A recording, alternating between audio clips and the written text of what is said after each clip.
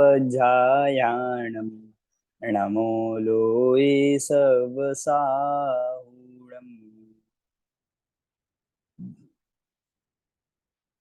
परमागम honours semester 6 में हमने विगत अपनी अगस्त से यहाँ पर क्लासेस चल रही है। और जिस सेमेस्टर 6 में हमारा पहला पेपर तत्वार सूत्र 9वां 10वां अध्याय जो हम यहाँ पर कंप्लीट कर चुके हैं, उसके बाद अब हम तत्वार सूत्र के बाद सेकंड पेपर करना शुरू कर रहे हैं पढ़ना, जिसमें हमने नए चक्र की कक्षाएं चल रही थी और नए चक्र के विषय को हम यहाँ से देख रहे हैं।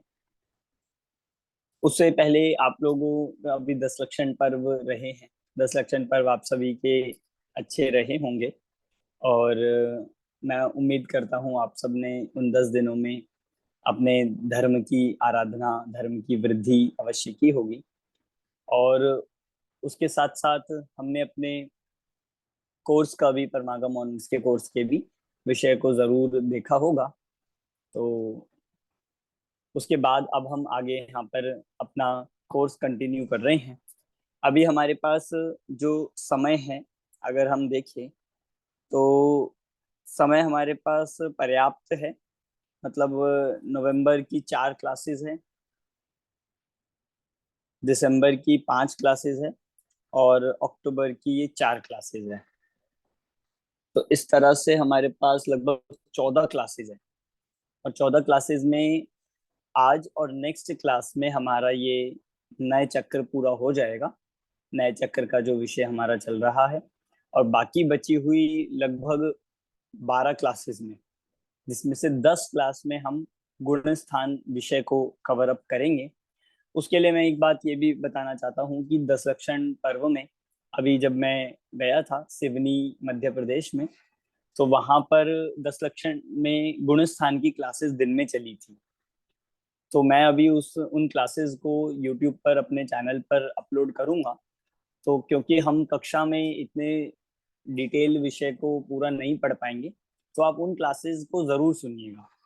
एक एक क्लास 45 मिनट्स की क्लासेस है और लगभग 8 या 9 क्लास है। तो आप उनको सुनेंगे तो हम उसी के आधार पर यहाँ पर पढ़ेंगे। हमें 10 क्लास का हमारा टारगेट है। वैसे तो विषय बहुत बड़ा है कि 10 क्लास क्या 10 महीने भी चले तो भी पूरा नहीं होगा।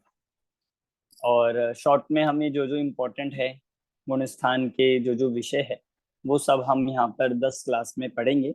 और उसमें भी अब ये नए चक्र को पूरा करते ही, और अगर हमें एक्स्ट्रा क्लासेस की भी आवश्यकता रहेगी तो वो करेंगे। तो लास्ट की जो 2 क्लासेस बचेगी उसको हम रिवीजन में रखेंगे और हो सकता है एक आध क्लास बीच में कोई कारणवश अगर मिस भी होती है तो हम उसको एक्स्ट्रा क्लास में रखेंगे। अभी हमारी 2 क्लासेस 10 लक्षण पर्व के कारण से मिस हुई है, तो हमें उनको भी कवर अप करना है। हम आपको बीच में, मतलब वीक में ही, अभी इस वीक में तो अभी थोड़ी व्यस्तता थी तो नहीं मिल पाया, अब हम जरूर करेंगे। और उसी से फिर हम आगे अपना गुण स्थान के विषय को स्टार्ट करेंगे। हमारा टारगेट ये था कि अभी 10 लक्षण के बाद से गुण स्थान ही शुरू हो जाए सीधा, पर क्योंकि नए चक्र थोड़ा सा रह गया है और उसको पूरा करना भी जरूरी है। तो इस तरह से अमन जी, असाइनमेंट। अमन जी, हाँ असाइनमेंट जो फर्स्ट पेपर है उसमें खाली 9वां 10वां अधिकार है ना, तत्वा सूत्र का? हाँ हाँ बस वही है? हाँ। पेपर 1 में बुक तो दूसरी समाधि मरण भी है। समाधि मरण यानी दूसरी कौन सी बुक थी हमारी? समाधि समाधि मरण। हाँ, समाधि वाली पेपर 1 में ही है। तो वो भी है, पर हमें असाइनमेंट में आप 9वां और 10वां ही कर लीजिए, ओके। क्योंकि जिससे वही वो थोड़ा बड़ा हो रहा है। 9वां अध्याय अपने आप में बहुत विस्तार है, तो इसीलिए आप कर लीजिए। बहुत लोगों के मेरे पास अभी इस वीक में ही मैसेज आए हैं कि हमें क्या करना है, कब करना है। तो सभी के लिए ये बात है कि आप कर दीजिए स्टार्ट। और उसको मैं आज मॉडल पर ओपन कर दूंगा, जिससे आप उसको पोस्ट कर सकते हैं। और बाकी भी जिनका हो गया है, कुछ लोगों का हो भी गया है, उन्होंने सबमिट करा है व्हाट्सएप पर मुझे, तो आप उसको अपलोड करके दूसरे को स्टार्ट कर सकते हैं। दूसरा नए नए चक्र गाइड रहेगा और तीसरा गुणस्थान, ये तीन ही हाँ, असाइनमेंट है। दूसरा जो है उसमें हमारा नय चक्र और पंच कल्याणक। नए चक्र और पंच कल्याणक वाली पुस्तक है। बहुत से लोगों को मुझे मतलब जान के बहुत खुशी हुई कि वो साथ साथ बुक्स भी पढ़ रहे हैं। 10 लक्षण में बहुत लोगों ने पंच कल्याणक की पुस्तक पढ़ी, बहुत लोगों ने ये अपनी समाधि वाली पुस्तक पढ़ी, उसमें से मेरे पास क्वेश्चंस आ रहे थे। बहुत अच्छी बात है, आप अपने टाइम को ऐसे कंज्यूम कर सकते हैं। और बहुत छोटी छोटी सी बुक है, जिसमें आपने देखा ही होगा जिनको मिल गई हो, और नहीं तो आप पीडीएफ का भी सहारा ले सकते हो, और नहीं तो आप ऑर्डर भी कर सकते हो पीटीएसटी से, जो पहले नरेश जी ने डाला ही था कि जिनके पास बुक्स नहीं आई हो तो आप ऑर्डर कर सकते हैं। 1 हफ्ते के अंदर आपके पास ये बुक्स आ जाएगी। और अगर पूरी नहीं, जो जो नहीं है आप वो मंगा सकते हो और आप उसको पढ़ लीजिए। फिर हमारा गुण स्थान रह जाएगा, उसको हम आगे करते हैं। चलिए, नए चक्र की पीडीएफ अजय जी ओपन कर लीजिए, अगर आप कर सकते हैं।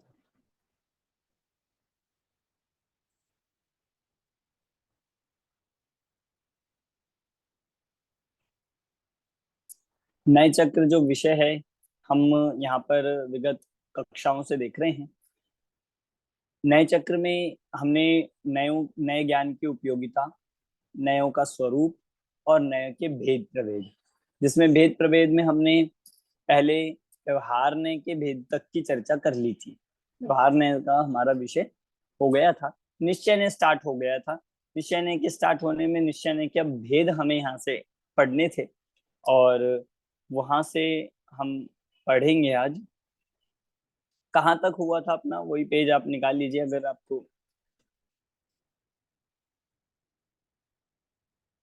अच्छा, अब हमारा डिटेल एक एक भेद का चल रहा था, जिसमें असद्बुद व्यवहार ने,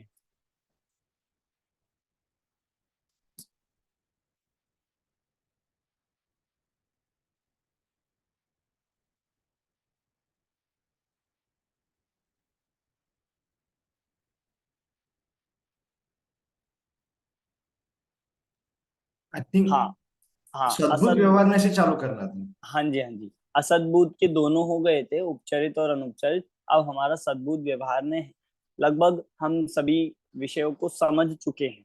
फिर भी हम रीड करते हुए जो इम्पोर्टेंट रहेगा उसको हम समझेंगे। आप थोड़ा सा जूम कर दीजिए, हाँ, जिससे ये बॉर्डर्स वगैरह कम हो जाए, विषय ज्यादा दिखे।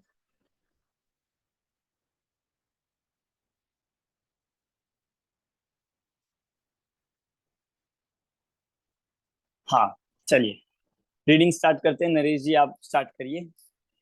सद्बुद व्यवहार में, देखिए एक बार मैं इंट्रोडक्शन फिर भी थोड़ा सा दे देता हूँ, जो अपना मतलब कनेक्ट हो जाएंगे। व्यवहार ने के दो भेद बताए थे, असद्बुद व्यवहार ने और सद्बुद व्यवहार ने। असद्बुद व्यवहार ने के भी दो भेद बताए थे, उपचरित असद्बुद व्यवहार ने और अनुपचरित असद्बुद व्यवहार। इतना हुआ था कि जो नए बाहर की वस्तुओं से हमें जोड़े। बाहर की वस्तु मतलब ऐसी वस्तु जो आत्मा में नहीं है, जो आत्मा में प्रविष्ट नहीं है, उन वस्तुओं से जो नए जोड़ता है, जिन उन वस्तुओं को जो नए अपना बनाता है, बताता है, वो होता है असद्बुद व्यवहार। वो सारा असद्बुद व्यवहार ने की कैटेगरी में जाएगा। अब आते हैं सद्बुद व्यवहार ने। ऐसी वस्तुओं से संबंध यहाँ पे बताया जाएगा जो आत्मा में है, आत्मा के अंदर, आत्मा के क्षेत्र में, आत्मा की सीमा में जो होते हैं, उनको सद्बुद व्यवहार में जाएगा। अब आत्मा की सीमा में क्या क्या आता है कि राग द्वेष आते हैं, गुण आते हैं, पर्याय आते हैं, सम्यक दर्शन आता है, सम्यक ज्ञान आता है। तो इन सबको अब यहाँ पर व्यवहार ने किस प्रकार बताता है, यहाँ पे अब लिया जा रहा है। सबसे पहले सद्बुद व्यवहार पढ़िए। हाँ, सबको जय जी ने। सद्बुद्ध व्यवहार नय स्वरूप और विषय वस्तु जो गुणों, कर्मों, स्वभाव और पर्यायों के आधार पर भेद करके अखंड वस्तु स्वरूप को स्पष्ट करता है, उसे सद्बुद्ध व्यवहार नय कहते हैं। ये नय अपने द्रव्य, गुण, पर्याय के भीतर की बात करता है। गुण गुणी में, पर्याय पर्यायी में, स्वभाव स्वभाववान में और कारक कारकवान में जो वस्तुतः अभिन्न है, उनमें भेद करना सद्बुद्ध व्यवहार न्याय का विषय है। इस प्रकार ये न्याय एक अखंड वस्तु में भेद डालकर एक को अनेक रूप देखने वाला है, अभिन्न वस्तु में भेद व्यवहार करने वाला है, अपने में ही भेद करने वाला है। जैसे जीव को ज्ञान दर्शन वाला कहना, वस्तुतः तो ज्ञान दर्शन जीव से अभिन्न ही है, पर यह नए उनमें भेद करता है, अतः यह नए भेद का उत्पादक है। आगे बढ़े सर, ये इसको पहले समझ। हाँ, एक मिनट, 16 नंबर पेज था अजय जी, उसमें साइड पेज पे आएंगे अब।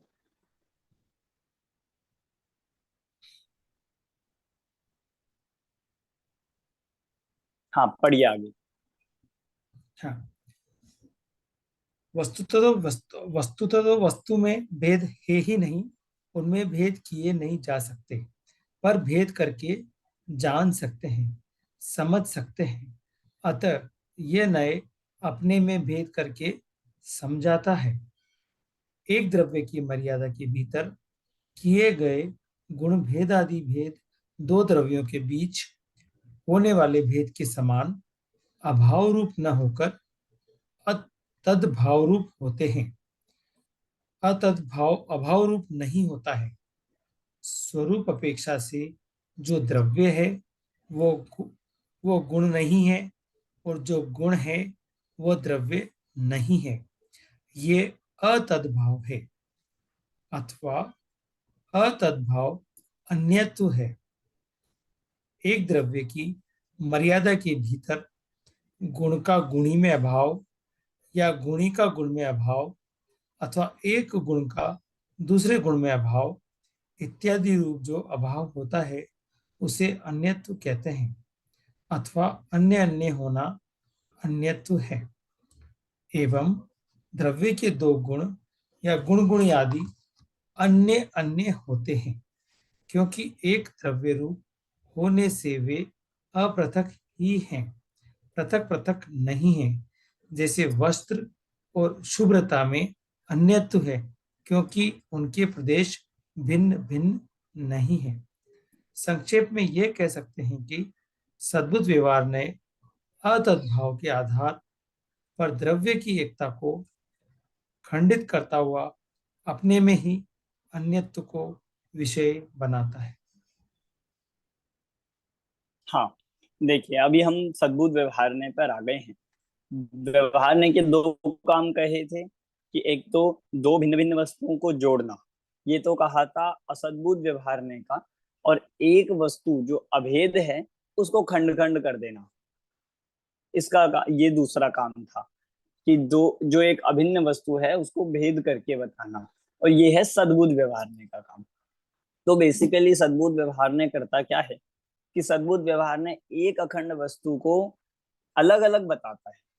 किस बेसिस पे अलग अलग बताता है, तो पीछे आया था, गुण गुणी से, द्रव्य गुण से, पर्याय पर्याय से, इनसे भिन्न बताता है। असद्बुद्ध व्यवहार ने ये कहता है कि जीव और ज्ञान ये दो चीजें हैं, जीव और दर्शन ये दो चीजें, जबकि जीव द्रव्य है और ज्ञान दर्शन चारित्र सुख वीर ये सब उसके गुण हैं। पर असद्बुद्ध व्यवहार ने इन गुणों को एक अलग से वस्तु रूप में वो करेगा, जानेगा, और फिर ऐसा कथन करेगा कि जीव में ज्ञान है, जीव में दर्शन है। तो जीव में दर्शन, जीव में ज्ञान सुनकर ऐसा लगता है ना कि दो चीजें हैं। मतलब यहाँ पर उस द्रव्य के गुणों में और उस द्रव्य की पर्यायों में जो भेद बताया जा रहा है, उनका उनसे संबंध बताया जा रहा है, वो होता है सद्बुद्ध व्यवहारने का विषय। फिर यहाँ पे जो मतलब बात चल रही है कि यद्यपि एक शब्द आया था अन्यत्व, अन्यत्व की बात कर रहे हैं कि यहाँ अन्य को विषय बनाता है, मतलब एक में दो पना बताना ये इसका काम है। जो कह रहे हैं द्रव्य की एकता को खंडित करता हुआ, मतलब जैसे आप देखोगे, अगर हम एक अपेक्षा से देखेंगे तो गुण अलग होते हैं, गुण अलग चीज है और द्रव्य अलग चीज है। इसको कहते हैं अतद्भाव।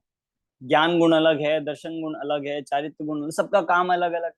सबकी पर्याय अलग अलग हो रही है, सबका स्वरूप अलग अलग है, और ऐसे ही इन सब का जो समूह रूप द्रव्य है वो अलग है, अलग अलग सत्ता बताता है, अलग अलग बताता है। इसको कहते हैं अतद भाव।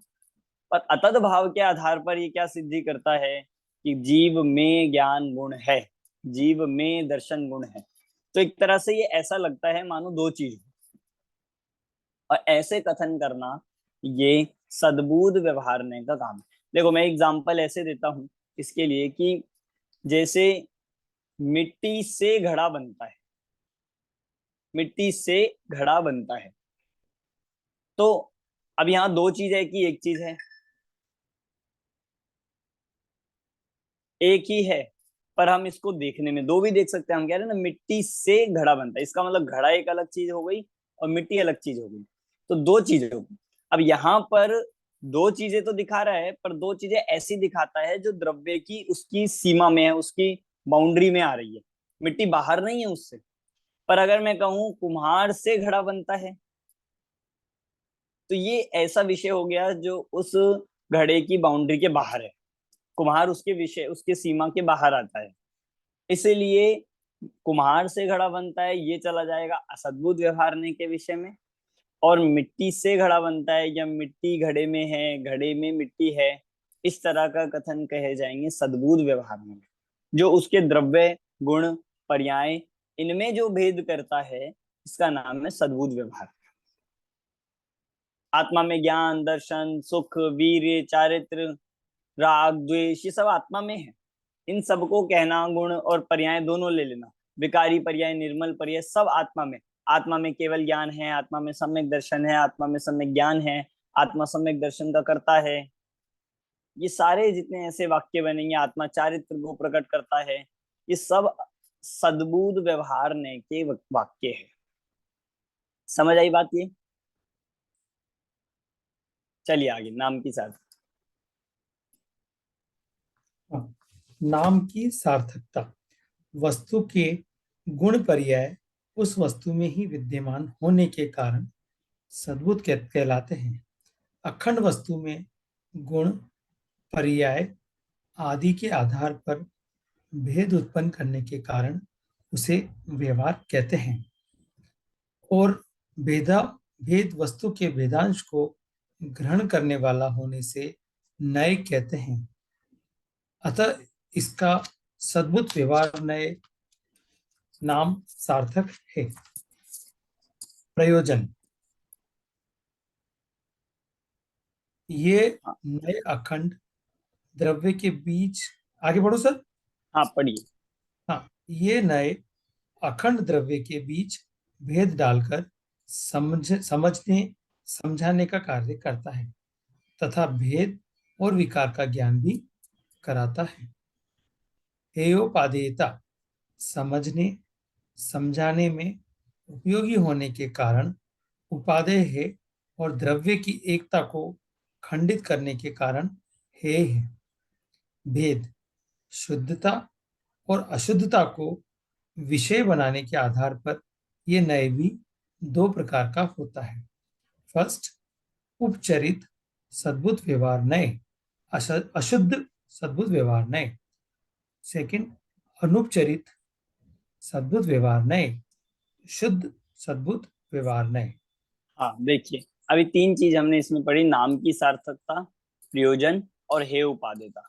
बहुत इंपॉर्टेंट बात यहाँ पे बिल्कुल शॉर्ट में बता दी कि सबसे पहले अगर हम नाम की सार्थकता ही देखें, सद्भूत, सत मतलब है होना, भूत मतलब जो उसमें पाया जाए, तो वे किस तरह की बातें कहेगा कि जो उस द्रव्य में है, ऐसी बातें नहीं कहेगा जो द्रव्य में है ही नहीं। जैसे आत्मा में ज्ञान दर्शन सुख वीर्य ये कहा जा रहा है क्योंकि ये आत्मा में है, ऐसा नहीं कहेगा आत्मा में स्पर्श रस गंध वर्ण है, ये किसी ने का विषय नहीं बनेगा क्योंकि ये असंभव है, ये इम्पॉसिबल है, ये उसमें सद्भूत है ही नहीं। जैसे कहे आत्मा में शरीर है, आत्मा में मकान दुकान आदि, ये सब आत्मा में नहीं है। जैसे सद्भूत का मतलब है नाम की सार्थकता में आ गया, जो उस द्रव्य में पाए जाए। दूसरी बात, इसको कहा गया है फिर प्रयोजन। प्रयोजन इसका ये है कि द्रव्य की एकता को खंडित करके इसका उद्देश्य क्या है? इसका उद्देश्य है द्रव्य का ज्ञान कराना। जैसे एग्जाम्पल आप इसको ऐसा समझिए, सद्बुद्ध व्यवहारने का काम होता है कि जैसे इंडिया है, एक देश है, और उस देश में अनेक अनेक प्रकार की स्टेट्स हैं। तो सद्बुद्ध व्यवहार ने क्या कहेगा कि राजस्थानी अलग है, गुजराती अलग है, बंगाली अलग है, मारवाड़ी, ये सब स्टेट्स के आधार पर ये कहेगा, मराठी अलग है।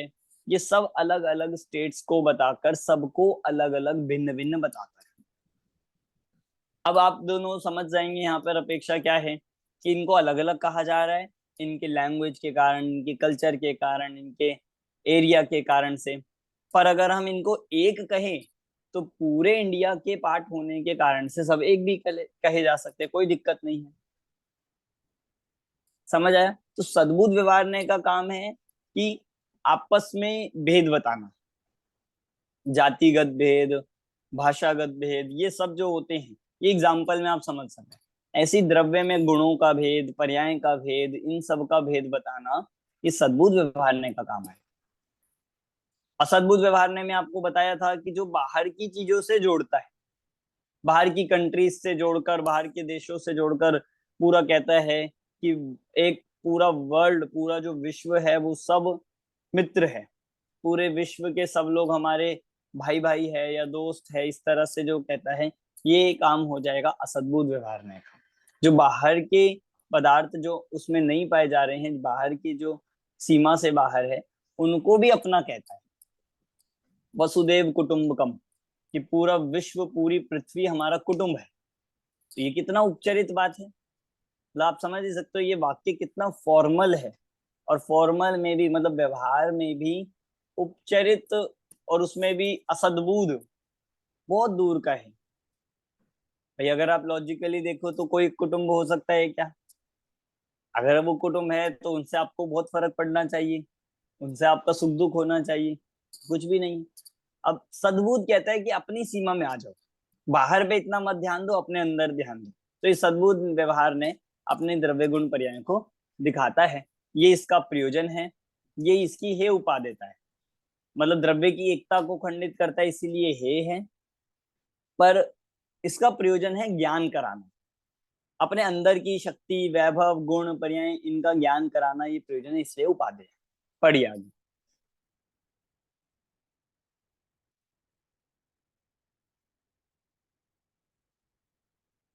अनम्यूट। सॉरी। स्वरूप और विषय वस्तु।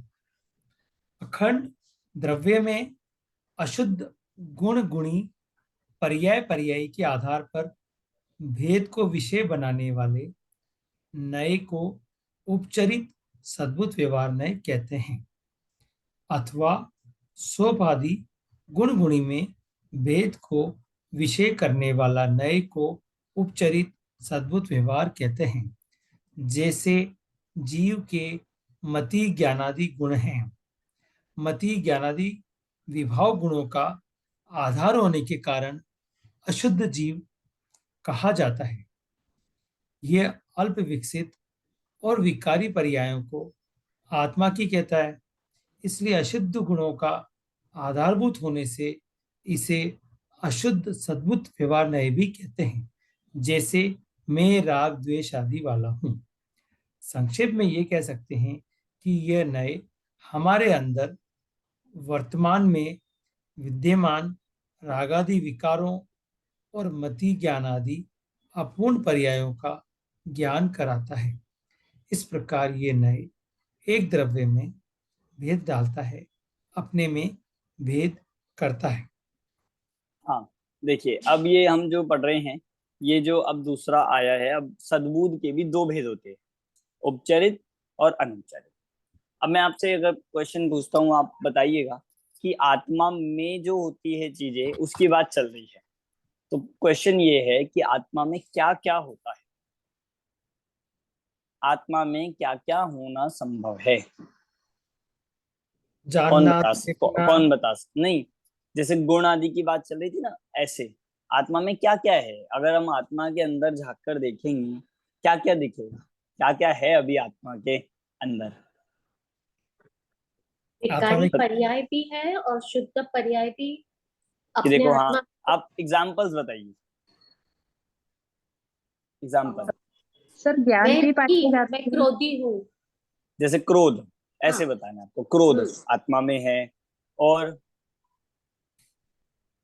और ज्ञान गुण भी है, मति ज्ञान है, ज्ञान है। क्रोध है, हाँ। मति ज्ञान है, श्रुत ज्ञान है, अवधि ज्ञान है, मना परे ज्ञान, केवल ज्ञान, और राग द्वेष मान माया लोभ, आत्मा की 47 शक्तियां हैं, सुख चारित्र वीर्य आदि गुण हैं। और देखो आत्मा में और क्या दिख रहा है, और क्या क्या हो सकता है। सम्यक दर्शन है, मतलब जिन सम्यक दर्शन भी है, मिथ्या दर्शन है, और क्या क्या है आत्मा में। सर केवल ज्ञान में सभी आ गया ना सर? केवल ज्ञान में तो आ ही गया, तो पर दो हमारे विषय वर्ग में। आत्मा में क्या है।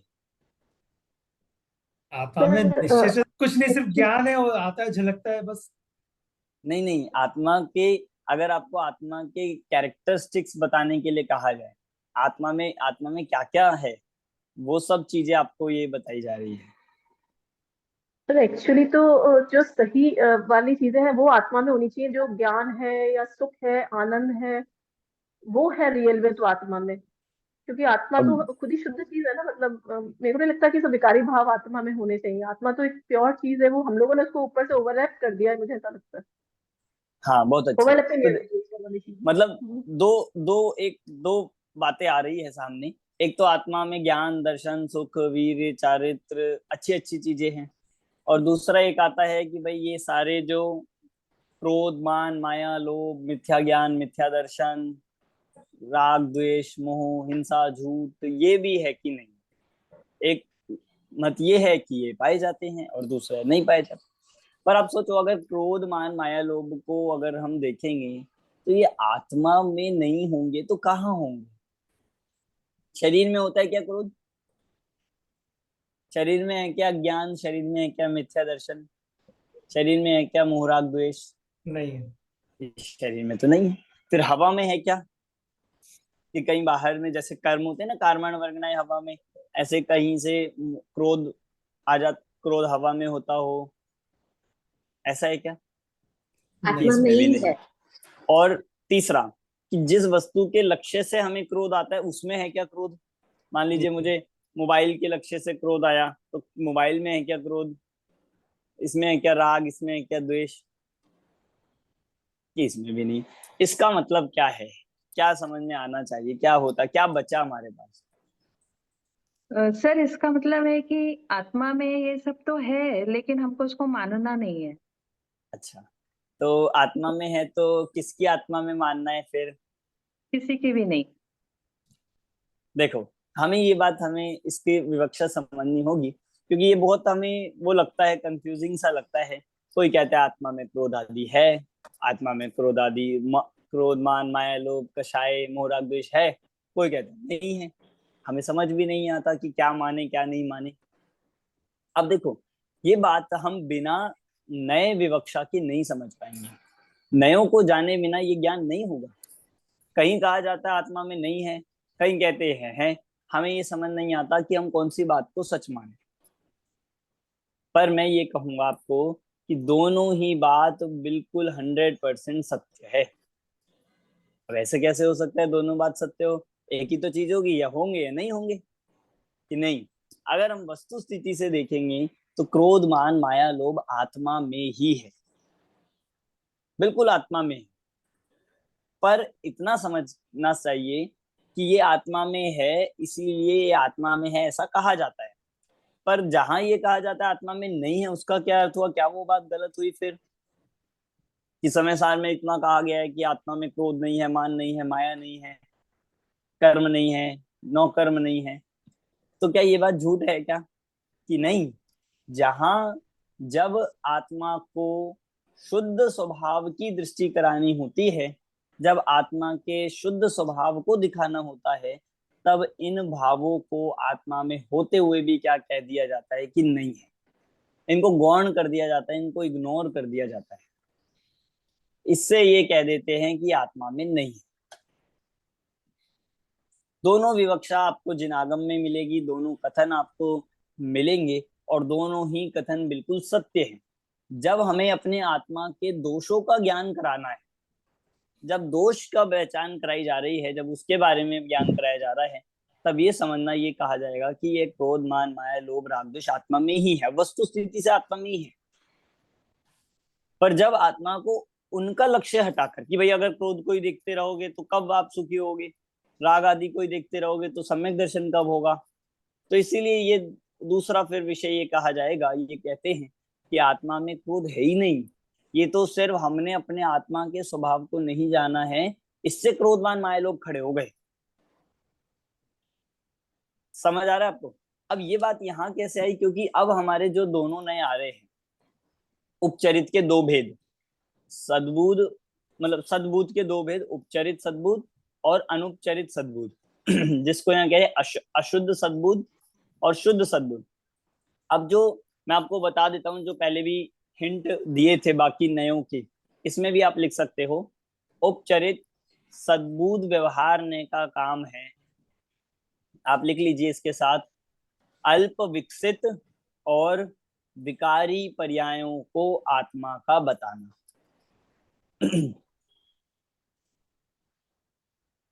अल्प विकसित और विकारी पर्यायों को आत्मा का बताना।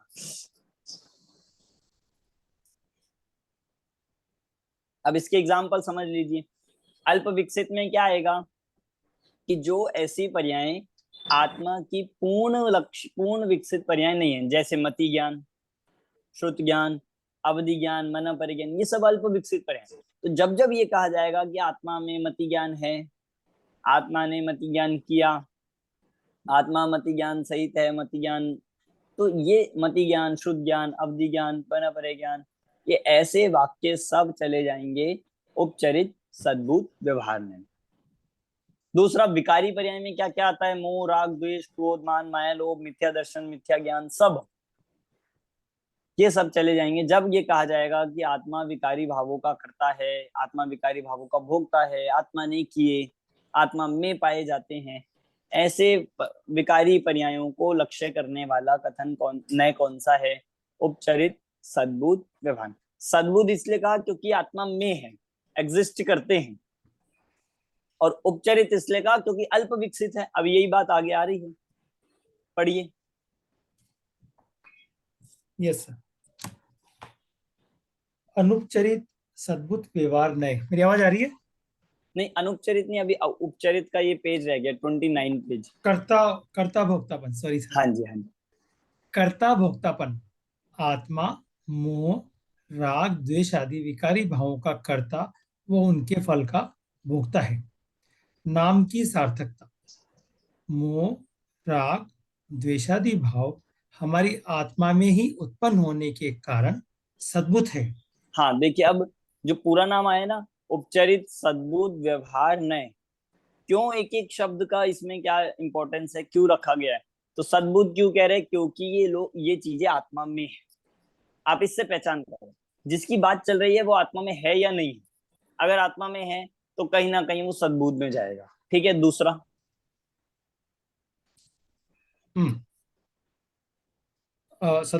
तथा आत्मा को दुख देने वाले हैं, दूर के हैं, अविकसित और विकारी पर्याय हैं, अतः उपचरित हैं।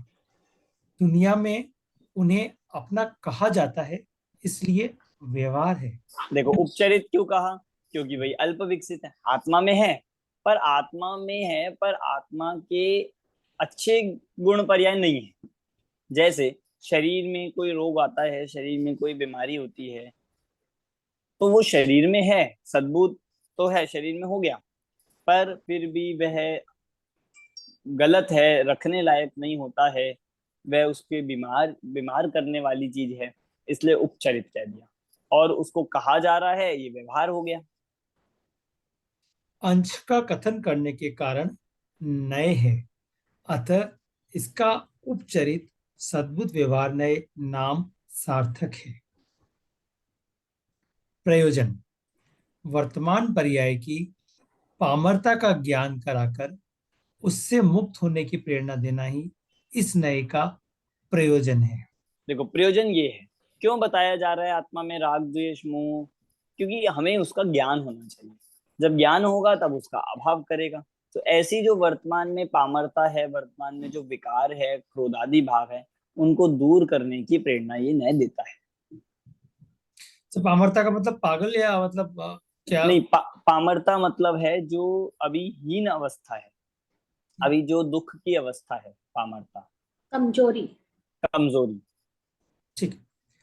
हेयोपादेयता, अपनी भूलों का प्रतिपादन करने वाला यह न्याय हमें सिखाता है कि हम अपनी भूलों को स्वीकार कर उसकी पुनरावृत्ति न करें, तथा ये न्याय वर्तमान पर्याय की पामरता का ज्ञान कराकर उससे मुक्त होने की प्रेरणा भी देता है। अतः ये न्याय कथनचित उपादेय है। मोहादि परिणाम आत्मा की सुख शांति का घात करने वाले, इसलिए इन्हें आत्मा नहीं माना जा सकता। अतः इन्हें आत्मा कहने वाला न्याय कथनचित है। हाँ, अभी यहाँ तक अपना उपचरित सद्बुद्ध व्यवहार ने हुआ है। अब और कोई रीड करिए आप में से, कौन करना चाहेगा? अनुपचरित सद्बुद्ध व्यवहार में अब आगे का विषय सर मैं दूसरे पढ़ूं? वेद की तरफ से। हाँ, पढ़िए, चलिए आप।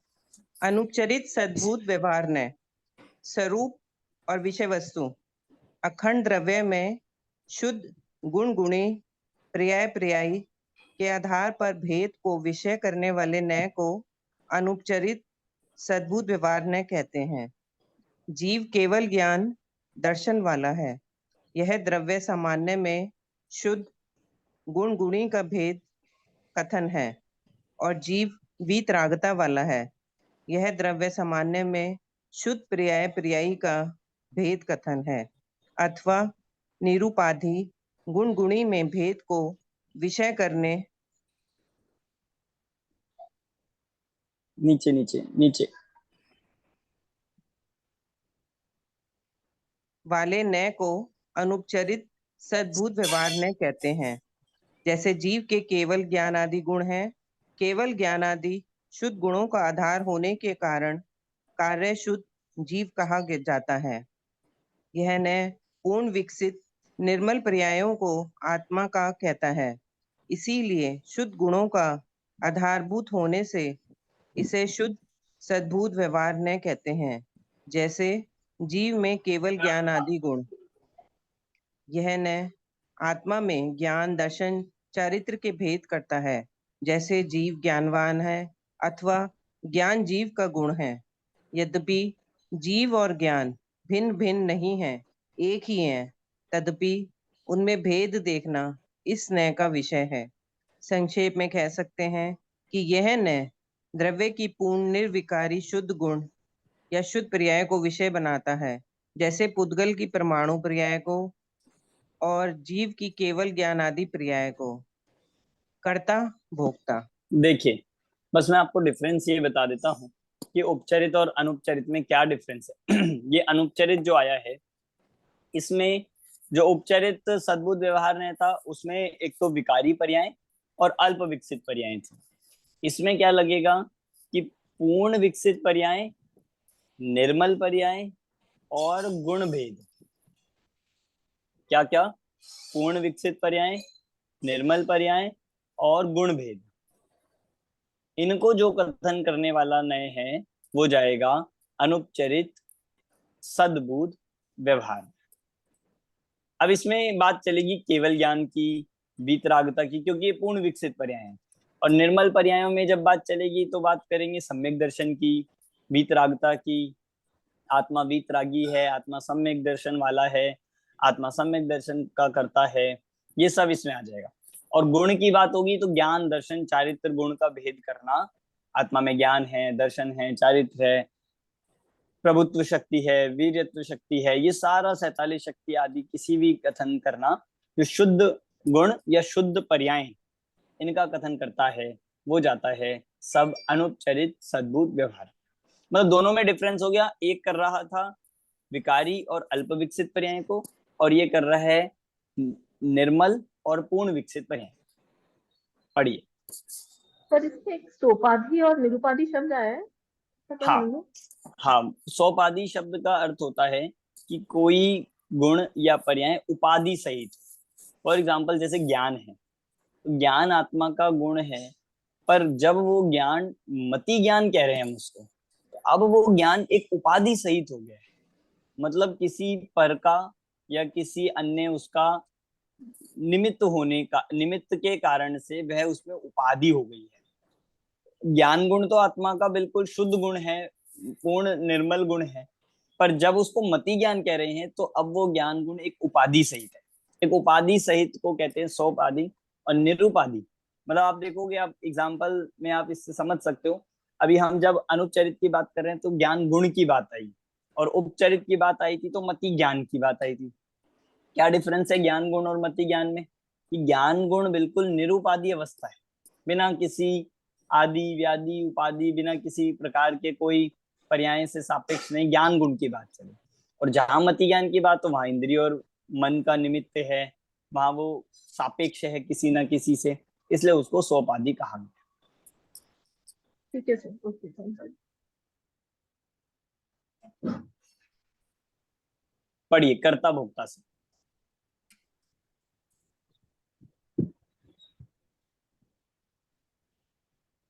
अनम्यूट करके। ओ सॉरी। कर्ता भोक्ता। इस न्याय के अनुसार आत्मा निर्मल पर्यायों का ज्ञाता कर्ता भोक्ता है। नाम की सार्थकता। अनंत गुण और अनंत प्रदेश आत्मा में है, अतः सद्भूत है। आत्मा के गुण व प्रदेश अलग अलग नहीं हो सकते, अतः अनुपचरित हैं। इन गुण व प्रदेश अलग अलग आत्मा के गुण व प्रदेश अलग अलग नहीं हो सकते, अतः अनुपचरित है। इन गुण और प्रदेशों को भेद करके समझाया जाता है, अतः ये व्यवहार है। तथा एक देश का कथन करने के कारण न है, अतः इसका अनुपचरित सद्भूत व्यवहार ने नाम सार्थक है। प्रयोजन। स्वभाव की सामर्थ्य का ज्ञान कराना तथा आत्मा में अनुपचरित रूप से विद्यमान शक्तियों और पूर्ण पावन व्यक्तियों का परिचय कराना इस न्याय का प्रयोजन है।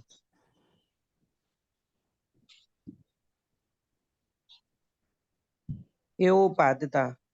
यह न्याय अपने शुद्ध स्वरूप को समझने के लिए उपयोगी है, अतः उपादेय है। तथा जब तक भिन्नता पर लक्ष्य रहता है, ज्ञान भेद के विकल्पों में उलझता है, तब तक भेद में ही उलझे रहने से ज्ञान में विकल्प की तरंगे उठती हैं, जिससे अखंड आत्मा की प्राप्ति नहीं होती, इसीलिए आत्मानुभूति नहीं होती।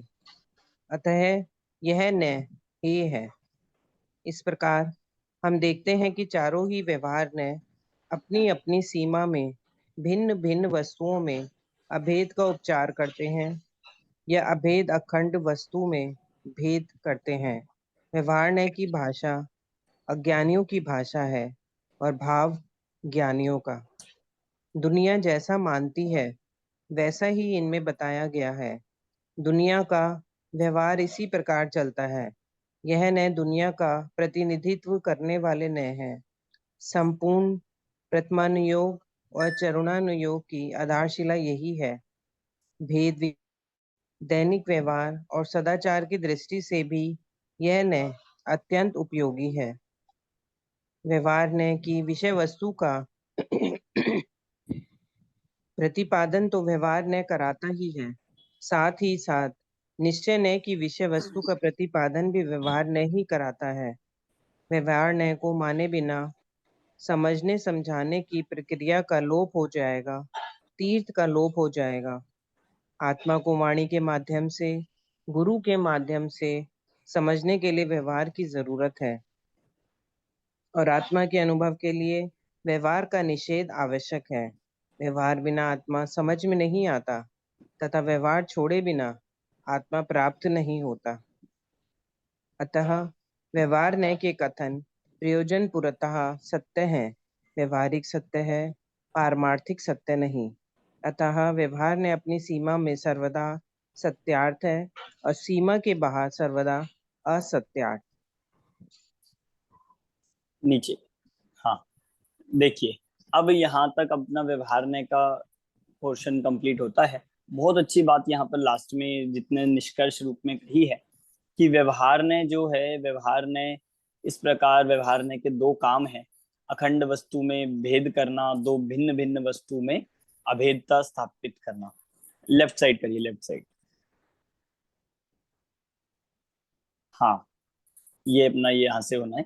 अब ये देखिए, जो व्यवहार ने का काम ये बताया, और इसी के आधार पर व्यवहार ने की हे उपादेयता भी बता दी कि व्यवहार ने के जितने भी कथन है वो लोक व्यवहार चलाने के लिए, सदाचार चलाने के लिए, चरणानुयोग के पालन के लिए, इन सब के लिए उपयोगी है। समझने समझाने की प्रक्रिया व्यवहार से होगी।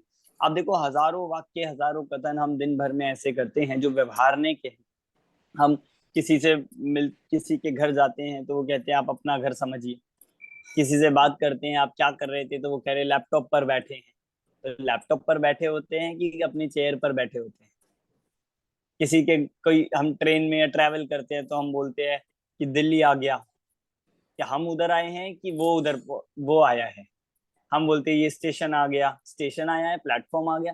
कि ट्रेन प्लेटफॉर्म नंबर 1 पर आएगी, तो ट्रेन प्लेटफॉर्म पर आती है या पटरी पर आती है। मतलब हजारों कथन, हजारों वाक्य हम ऐसे बोलते हैं डेली में जो व्यवहार ने किए हैं, और व्यवहार ने किए हैं उनसे लोक व्यवहार चलता है। बोलचाल के लिए वो जरूरी है, बोले जाते हैं, कोई कंफ्यूज नहीं होता है, सुनने वाला भी समझदार होता है और बोलने वाला भी। ऐसे व्यवहार ने को, और उससे समझ में भी आता है। ऐसी बात नहीं है कि वो वाक्य बिल्कुल बिना काम के हैं, उनसे लोक व्यवहार को चलाया जाता है। इसीलिए उन व्यवहार ने के कथनों को कथनचित सत्यार्थ कहा गया और कथनचित असत्यार्थ कहा गया। इसी अपेक्षा हे उपाधि भी लगा लेना। और सबसे बड़ा व्यवहार ने को ये कहा है कि भाई उपयोगिता के कारण से उसे, और उस व्यवहार ने का एक जो ये कहा है कि भाई इससे आत्मा की प्राप्ति नहीं होती। बाकी सब चलेगा, लोक व्यवहार चल जाएगा, चरणानुयोग का पालन हो जाएगा, सदाचार का पालन हो जाएगा, पर आत्मा की प्राप्ति नहीं होती। इससे आत्मा का प्रयोजन सधने वाला नहीं है। बस इसलिए इसे हे समझना चाहिए। ये व्यवहार ने का पूरा हमने टॉपिक यहाँ तक देखा है। समझ आया? आपको कोई डाउट हो तो आप पूछ लीजिए। व्यवहार ने जितने भी कथन है, मेरा घर है, मेरा शरीर है, मेरे वस्त्र है, मेरा चश्मा है, मेरा मोबाइल है, मेरा ज्ञान गुण है, मेरा क्रोध है। तो ऐसा बोलते हैं ना कि मेरा क्रोध आपने अभी देखा नहीं है, तो क्रोध मेरा है क्या? कि हाँ, ये कथन भी व्यवहार नहीं की श्रेणी में चला जाएगा, और ये सही है। व्यवहार नहीं से कहा गया है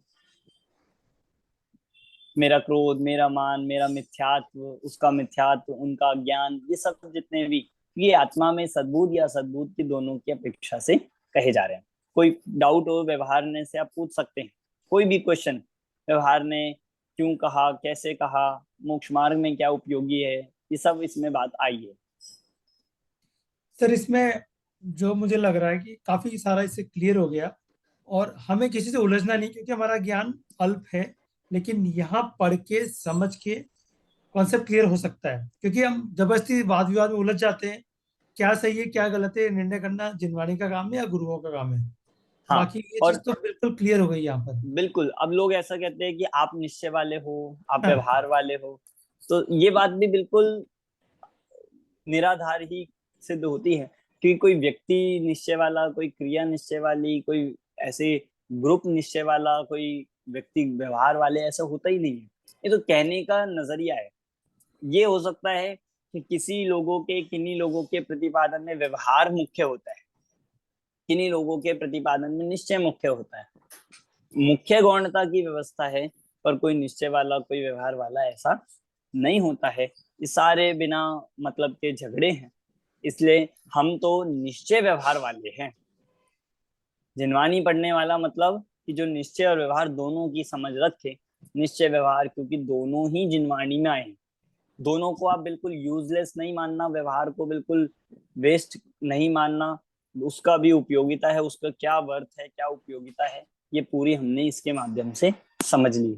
अगर आप व्यवहार ने को हटा दोगे तो बहुत दिक्कत आएगी।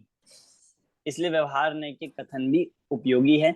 बस एक ही कारण से उसको अनुपयोगी का है, क्योंकि उसके लक्ष्य से सम्यक दर्शन नहीं। आपकी डेली लाइफ तो चल जाएगी, पर आत्मा का कल्याण करने के लिए, आत्मा को मतलब अनुभव करने के लिए व्यवहार ने की उपयोगिता नहीं है। इतना कहा कि निश्चय को बताने वाला तो है, पर जब निश्चय को आप प्राप्त करोगे, निश्चय का प्राप्ति करोगे, तो व्यवहार ने आपको छोड़ना पड़ेगा, ऐसा सोचो। सर अवसर तो मिलेंगे, अगर व्यवहार नहीं वाला भी रहा, उसको अगर ज्ञान अभी नहीं है उसका, तो उसको अवसर तो मिलते रहेंगे। अब उसके ऊपर उसके पुरुषार्थ पर डिपेंड करता है कि हाँ, मतलब व्यवहार ने में ये जितने साधन ये सब है, ये सब व्यवहार ने से कहे गए हैं। और यदि ऐसे साधन मिलकर भी कोई आत्मा की साधना ना करे, तो उसके लिए वो उपयोगी नहीं है, उसके उसके लिए वो यूजलेस है। हाँ, टोडरमल जी ने कहा है ना कि हम क्या कर हाँ, सकते हैं। चलिए निश्चय नय का अब यहाँ से विषय शुरू करेंगे। निश्चय नय का रीडिंग आप में से अब कौन करेगा? हाँ, पढ़िए शिखा जी, आप पढ़िए। जय हिंद भैया। भैया आवाज आ रही है? कम आ रही है आपकी आवाज में, अभी? बोलिए, देख लेते हैं अभी। अच्छा। निश्चय न भेद प्रभेद। निश्चय न सामान्य विशेषात्मक वस्तु के सामान्य अंश को विषय बनाता है। क्लियर है भैया? तो फिर पढ़ूं आगे, अदरवाइज फिर हाँ कोई और पढ़ेगा। हाँ, नहीं सही आ रहा है, अब सही आ रही है।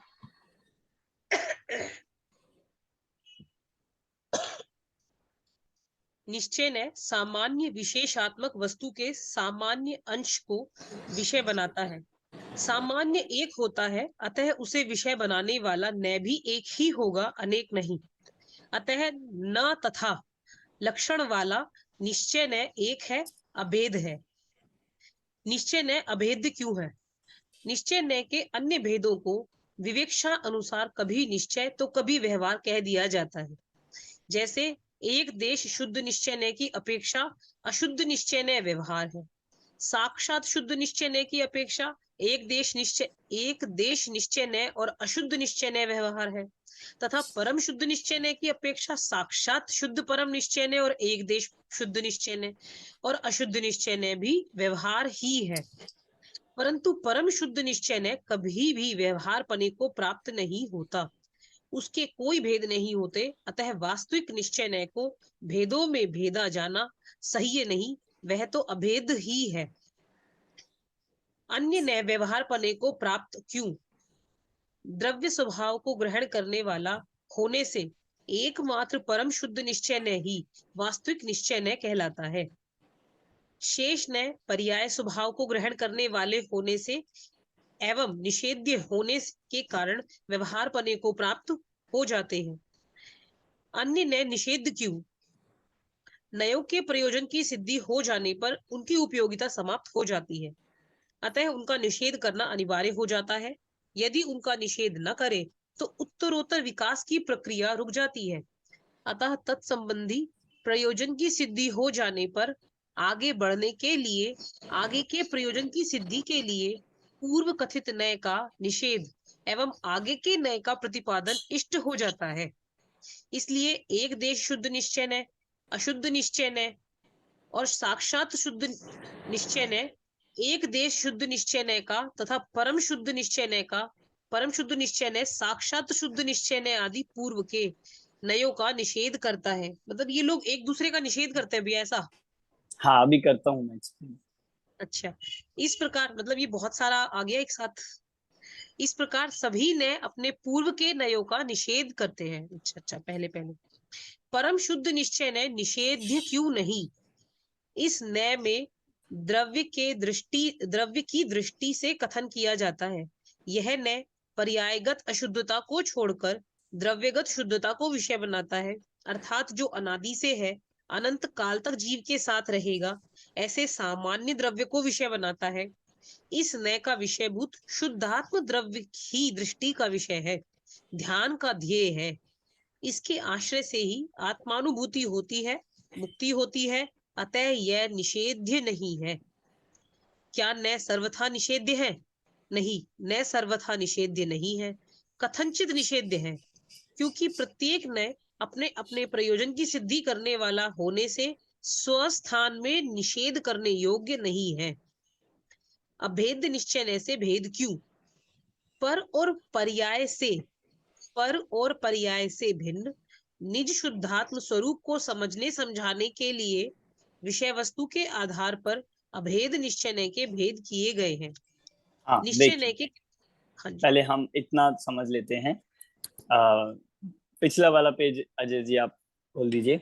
देखो इसमें अब निश्चय नय में हम यहाँ पे प्रवेश कर रहे हैं, लेफ्ट साइड। हाँ नीचे कर दिया। हाँ निश्चय नय जो अब है, निश्चय नय का स्वरूप तो हमने पहले समझ लिया था कि निश्चय नय का बिल्कुल काम जस्ट व्यवहार नय के अपोजिट है, उल्टा है। व्यवहार नय के दो काम क्या क्या थे कि दो अलग अलग वस्तुओं में अभेद स्थापित करना, दो भिन्न वस्तुओं में अभेदता स्थापित करना, और एक अभेद वस्तु में भेद भेद करना, खंड खंड करना। और निश्चय नय के उल्टे आप कर लीजिए, दो भिन्न भिन्न वस्तुओं को भिन्न भिन्न बताना। दो अलग अलग जो वस्तु हैं, जैसे मैं, मोबाइल, मैं और वस्त्र, शरीर, जीव और आत्मा, जीव और शरीर, इन दोनों को अलग अलग वस्तुओं को अलग अलग बताना, दो को एक न बताना, ये निश्चय नय का पहला काम है। और दूसरा कि जो एक वस्तु है उसके अंदर भी बहुत सारे भेद न करना। निश्चय नय क्या कहता है कि जो इंडिया है, जो भारत है, उसे निश्चय नय को ये नहीं दिखाई देगा कि कौन राजस्थानी है, कौन गुजराती है, कौन मराठी है, कौन बंगाली है, उसे कुछ नहीं दिखेगा। निश्चय नय क्या कहेगा, सब भारतीय हैं। जो अंदर पड़ने वाले सारे भेद है उनको निषेध कर दिया। दूसरा, निश्चय नय दूसरे देशों से भी अपनी मैत्री नहीं बताएगा, दूसरे देशों को भी भाई भाई ये सब नहीं कहेगा, ये निश्चय नय का काम नहीं है। निश्चय नय सिर्फ अपनी उस एक वस्तु को विषय बनाता है, इसलिए कह रहे हैं कि सामान्य को विषय बनाने वाला सामान्य एक होता है, इसलिए निश्चय नय अभेद है। दूसरी बात, ये निषेध निषेध की बातें क्यों आई? अब निश्चय नय के चार भेद होते हैं, आप समझ लीजिए। निश्चय नय के चार भेद है, जिस क्रम से मैं बताऊंगा आपको उसी क्रम से याद करने हैं। सबसे पहला क्रम होता है, सबसे पहला निश्चय नय का नंबर है अशुद्ध निश्चय नय। शब्द छूट गया, न तथा। हाँ मैं उसको बताता हूँ। पहला है अशुद्ध निश्चय नय, दूसरा है एक देश शुद्ध निश्चय नय। अभी पूरा शुद्ध था, अब दूसरा नंबर लगाया है हमने एक देश शुद्ध निश्चय नय। तीसरा है साक्षात शुद्ध निश्चय नय। अब यहाँ पूर्ण शुद्धता हो गई है, साक्षात शुद्ध निश्चय नय। और चौथा है परम शुद्ध निश्चय नय, परम शुद्ध निश्चय नय। इसी क्रम से, इसी ऑर्डर से आपको याद करने हैं। देखो न तथा क्या कहा गया है कि निश्चय नय का काम क्या था, कि निश्चय नय का काम, न तथा का अर्थ होता है वह नहीं। अगर हम संस्कृत से अर्थ देखेंगे वह नहीं, तो निश्चय नय अभी तक क्या कर रहा था कि व्यवहार ने कुछ बताता था और निश्चय ने कह देता था न तथा। व्यवहार ने कहता था कि शरीर मेरा है, निश्चय ने कहता था न तथा। ये न तथा करना ये निश्चय ने का काम था, निश्चय ने का काम है। ये इसका लक्षण ही बना दिया कि न तथा लक्षण वाला ही कौन है, निश्चय ने है। ये हमें ध्यान रहना चाहिए, बहुत इंपॉर्टेंट है।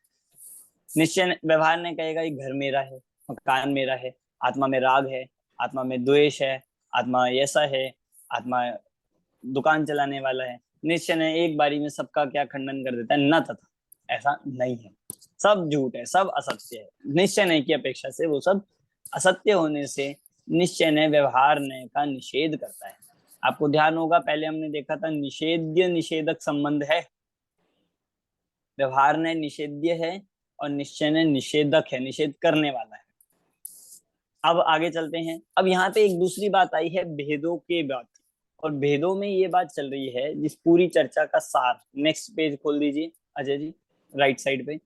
तो इस पूरी चर्चा का सार ये बता रहे हैं कि निश्चय नय में भी ना एक जो मतलब क्रम है, क्रम में ये कहा कि जैसे पहला लिया हमने, पहले भेद का नाम क्या कहा, अशुद्ध निश्चय नय। शुद्ध। दूसरा नय का नाम लिया एक देश, तीसरा साक्षात, चौथा परम। तो इसमें ये आप समझिए कि अब निश्चय नय के जो पहला भेद है वो जब दूसरे नय के बात करते हैं, जब दूसरे नय की अपेक्षा से बात करेंगे तो निश्चय नय का पहला भेद उसका निषेध हो जाता है।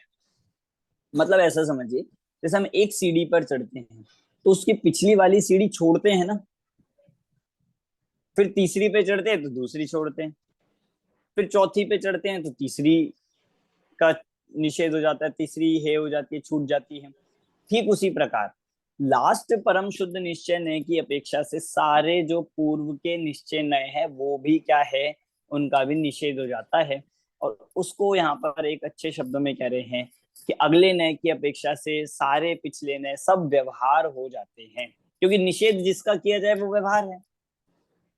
अभी बताया ना कि निषेध्य जिसका निषेध किया जाता है वो व्यवहार होता है।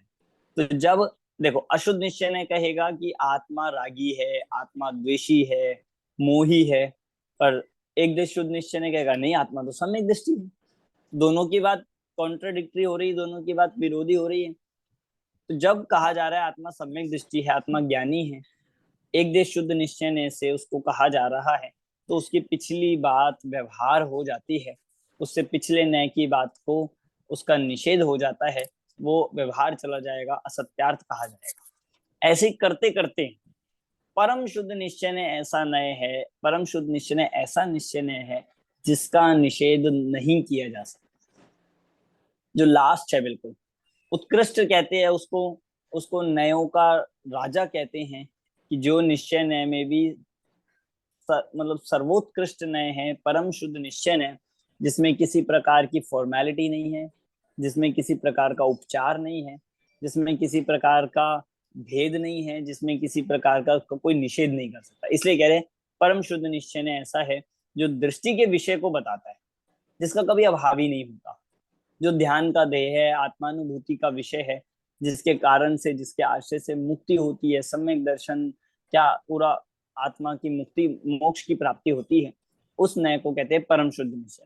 मतलब उससे पहले सब क्या है, निषेध है। जैसे हम 10th क्लास में हो और जब 11th में आ जाते हैं, तो 11th की अपेक्षा से वो 10th क्लास भी क्या हो गई, हे हो गई ना, छोड़नी पड़ी आपको। कोई कहे नहीं नहीं 10th क्लास बहुत बढ़िया है, बहुत इंपॉर्टेंट होती है, तो 10th में ही रह ले, कि नहीं हमें परम शुद्ध निश्चय तक पहुंचना है, परम शुद्ध निश्चय के विषय तक पहुंचना है। तो जब जब जैसे क्रमशः उसमें पहुंचते हैं, तो उसके पूर्व के नय भी सब क्या हो जाते हैं, हे हो जाते हैं। समझ आई ये बात? तो इस पूरा ये निषेध जो कहा कि एक नए दूसरे, मतलब अभी तक तो हम ये सुन रहे थे कि निश्चय ने व्यवहार ने का निषेध करता है, और यहाँ ये बात चलती है कि व्यवहार निश्चय ने क्या आगे वाला भेद पूर्व वाले निश्चय नय का भी निषेध कर देगा, क्योंकि उसकी दृष्टि से वो भी व्यवहार है, उसकी दृष्टि से वो भी काम का नहीं है। ऐसा समझ आई बात? सर यहाँ तो ऐसा व्यवहार और निश्चय में डिफरेंस नहीं कर पा रहे हम। जो अशुद्ध निश्चय है वो मुझे तो ऐसा लग रहा है वो सद्बुद्ध व्यवहार वाला केस हो गया। बिल्कुल सही, आपने बहुत सही पकड़ा है। पर अब क्या डिफरेंस आएगा कि व्यवहार ने में, कि व्यवहार ने भी उपचरित सद्बुद्ध व्यवहार ने भी राग द्वेष की बात कर रहा था, और ये अशुद्ध निश्चय ने भी राग द्वेष की बात करेगा। क्या डिफरेंस है, बहुत इंपॉर्टेंट इसमें बात आने वाली है, हम उसको पढ़ेंगे। चलिए भेदों की तरफ बढ़ते हैं। मतलब अब आपको निश्चय नय तो क्लियर हो गया है, अब निश्चय नय के भेदों में चलते हैं। निश्चय नय के 4 भेदों का क्या क्या विषय है, और निश्चय नय के विषय व्यवहार से किस प्रकार डिफरेंट है, थोड़ा सा वो देखेंगे। सर हाँ जी, हमें एक क्वेश्चन है कि जैसे निश्चय नय के भेद में प्रीवियस को निषेध करता है, तो वैसे व्यवहार नय में भी जैसे अनुपचरित को जब भी हम पकड़ेंगे तो वो उपचरित का निषेध करेगा। हाँ ये बहुत अच्छा क्वेश्चन है। जैसे निश्चय नय में क्रमशः आगे बढ़ने पर अगला नय पिछले का निषेध करता है, ऐसा व्यवहार नय में नहीं होता। क्यों नहीं होता, कोई बताएगा लॉजिक से इसका आंसर क्यों नहीं होगा व्यवहार नय का? क्योंकि यहाँ तो आपने पूरा बोल दिया कि निश्चय नय तो पूरा व्यवहार नय को निषेध करता है। हाँ तो देखो, क्योंकि तो ऐसा में नहीं है ना सर, व्यवहार नय में ऐसा इसलिए क्यों नहीं होता, कोई बताएगा? और कोई? सर क्योंकि वो जो चीज है वो तो डिफरेंट है, अलग अलग। जैसे फर्स्ट वाला व्यवहार ने तो बिल्कुल ही 2 द्रव्यों को मिला रहा है, निश्चय में तो एक ही द्रव्य की बात हो रही है, उसी के गुण मतलब उसी के अंदर की बात हो रही है। तो ये तो क्योंकि शुद्ध अशुद्धता से शुद्धता की ओर बढ़ रहा है, और वहां व्यवहार दोनों डिफरेंट चीजें हैं। वो दो द्रव्यों को मिला रहा है, वो एक द्रव्य पे अखंड कर रहा है, तो उसमें ऐसा कुछ नहीं कि वो चीज को अशुद्धता से बढ़ रहा है, ऐसा नहीं है। वो दोनों अलग बातें हैं और यहाँ मिली भी है, मतलब अशुद्धता से कंटिन्यूटी में सीक्वेंस चल रही है यहाँ पर। बहुत अच्छे, बिल्कुल सही कहा है आपने। और ये कहा जो इसमें कि जो निश्चय नय है वो एक ही द्रव्य में है। निश्चय नय तो एक ही द्रव्य में चल रहा है, एक ही द्रव्य की। अब हम बाकी सब तो पहले ही खंडित हो गए, बाकी मकान, दुकान, घर, गृहस्थी, शरीर, कर्म, नौकर्म, ये सब तो पहले ही छोड़ा है हम व्यवहार में। अब बात चल रही है सिर्फ एक आत्मा की। अब आत्मा में जो ग्रेजुअल प्रोसेस हो रही है, जो उसमें अशुद्धता धीरे धीरे बढ़ते बढ़ते अशुद्धता का अभाव होते होते, वो सब निश्चय नय में क्रम। तो इस क्रम में ये कहा है कि जब अगली सीढ़ी पर पहुंचते हैं, मतलब यहाँ पे सीढ़ियां दिख रही है। व्यवहार नय के भेदों में ऐसी कोई क्रम नहीं होता है, कोई सीढ़ियां नहीं होती है। चारों नय बराबर एक साथ होते हैं, चारों नय एक साथ हो सकते हैं। मतलब जैसे अभी आप है, अभी मैं आपको चारों नय घटित करके दिखाऊं आपके साथ कि आपका घर है, आप इस घर के स्वामी हो, ये हो गया उपचरित असद्भुत व्यवहार। अभी देखना इसी समय आपके चारों नय घटित हो जाएंगे व्यवहार में। आपका ये शरीर काला है, गोरा है, आप काले हो, गोरे हो, ऐसा कह दे तो ये हो गया अनुपचरित असद्भुत व्यवहार में। शरीर तक आ गए। अब फिर इसी समय आपको मैं अगर कहूं कि आप राग के करता हो, अज्ञान के करता हो, ये हो गया उपचरित सद्भुत व्यवहार में। और इसी समय मैं कहूं कि आपकी आत्मा में ज्ञान है, दर्शन है, सुख है, ये हो गया अनुपचरित सद्भुत व्यवहार। अब बताओ, चारों में कोई आपस में झगड़ा थोड़ी है, चारों एक साथ रह सकते हैं। पर निश्चय नय में ये बात नहीं लगेगी, निश्चय नय में एक साथ नहीं। और दूसरा इसमें सबसे बड़ा रीजन है क्योंकि व्यवहार ने तो सारे ही निषेध योग्य है। वो किसका निषेध करेंगे? व्यवहार नय का काम निषेध करना है ही नहीं। निश्चय नय का तो काम क्योंकि निषेध करना है ना, इसलिए वो अपने पिछले का भी निषेध कर देता है। व्यवहार का तो कर ही रहा है और अपने पिछले भेद का भी कर देता है। पर व्यवहार नय का काम तो निषेध करना नहीं है, व्यवहार नय निषेध में होने योग्य है, इसीलिए व्यवहार ने निषेध्य कहा है और निश्चय ने निषेधक है। जैसा ये क्रम से कहा गया ऐसा व्यवहार ने। हाँ, इतना जरूर समझिए कि वेटेज जरूर कम ज्यादा होता है। जैसा वेट हम इस बात का कहते हैं कि मेरा मकान है, मेरा देश है, उससे कम वेट हो, उससे ज्यादा वेट होता है मेरा शरीर है। मतलब उस बात का वेटेज कम ज्यादा होगा, कथन का भार कम ज्यादा होता है कहने का, पर सब ही निषेध्य है, सब ही सब फॉर्मल है, सब उपचार है, जितने व्यवहार की बातें कह रहे हैं।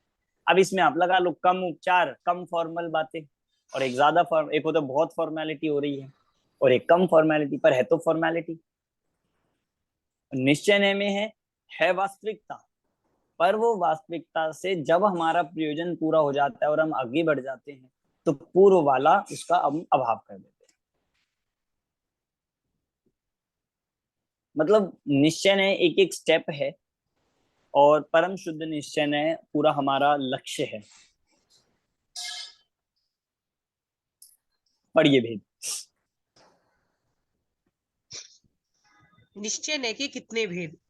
निश्चय नय के सामान्यतः दो भेद किए जाते हैं, अशुद्ध निश्चय नय और शुद्ध निश्चय नय। शुद्ध निश्चय नय के तीन प्रकार हैं, एक देश शुद्ध निश्चय नय, साक्षात शुद्ध निश्चय नय और परम शुद्ध निश्चय नय।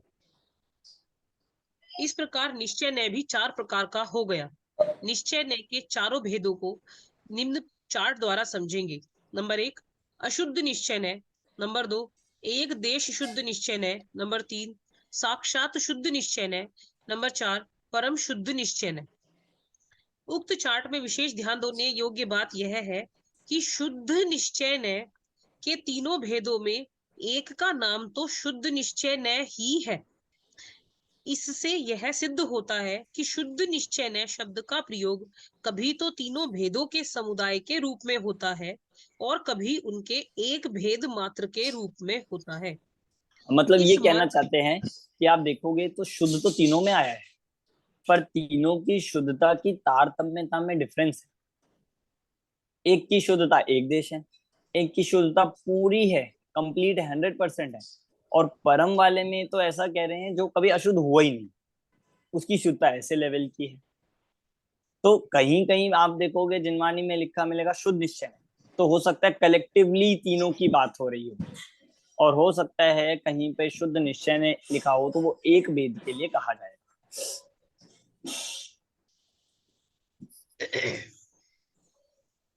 कभी तो तीनों भेदों के समुदाय के रूप में होता है और कभी उनके एक भेद मात्र के रूप में होता है।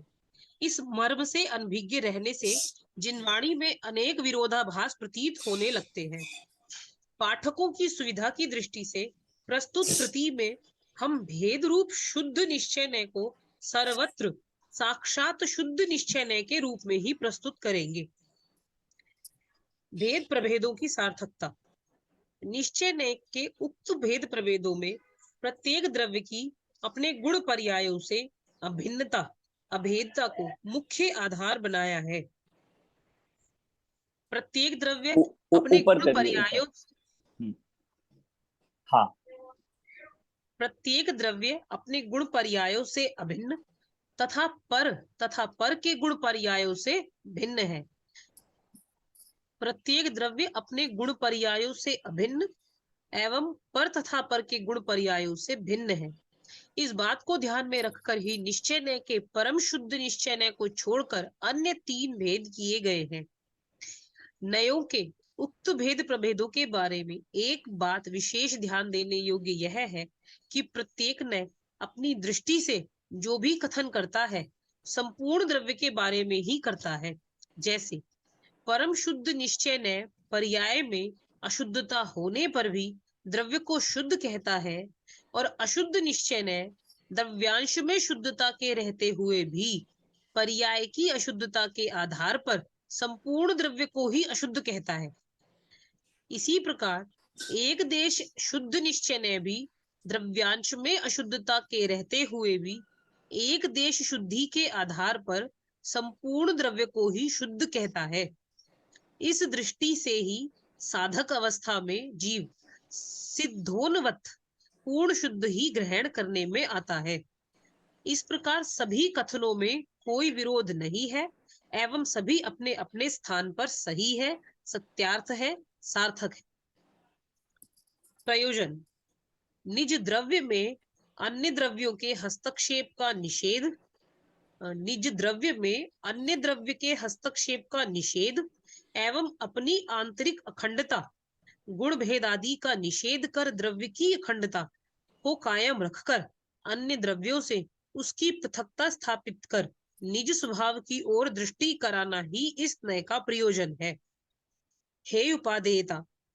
निश्चय ने अशुद्ध निश्चय की अपेक्षा हेय है। एक देश शुद्ध निश्चय ने और साक्षात शुद्ध निश्चय के दृष्टिकोण से प्रकट करने की अपेक्षा उपादेय है और परम शुद्ध निश्चय के दृष्टिकोण से आश्रय करने की अपेक्षा एकमात्र यही उपादेय है। हाँ, देखिए अब ये निश्चय के यहाँ से भेद शुरू होने वाले हैं। बस मैं अब एक बात करके आपको यहाँ पे पूर्ण करेंगे। एक डिफरेंस जो मैं आपको व्यवहार और निश्चय में बताने वाला हूँ बहुत ही ज्यादा इंपॉर्टेंट है। अब ध्यान से सब समझिएगा जिससे हमें पूरी बात पकड़ में आ जाएगी। व्यवहार ने का काम जो होता है, हमने एक परिभाषा देखी थी, भेद सो व्यवहार और अभेद सो निश्चय। अब इस परिभाषा को सबसे ज्यादा हम इसमें यूज करेंगे। क्या होगा इसमें कि जहां जहां भेद हुआ वहां वह व्यवहार नहीं है। इसका मतलब निश्चय नय का काम है अभेद को देखना।